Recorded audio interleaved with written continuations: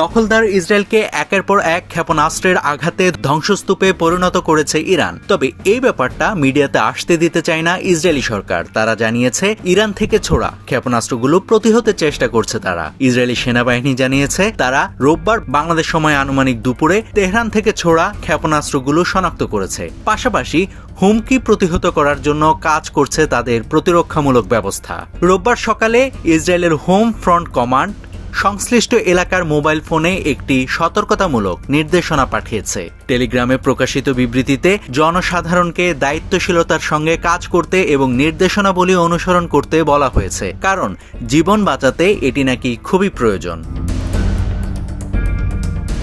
এদিকে ইরানের সশস্ত্র বাহিনী বর্তমান গতিতে কমপক্ষে 6 মাস তীব্র যুদ্ধ চালিয়ে যেতে সক্ষম বলে দাবি করেছে ইসলামী রেভলিউশনারি গার্ড কর্পস IRGCর মুখপাত্র ব্রিগেডিয়ার জেনারেল আলী মোহাম্মদ নাইনি।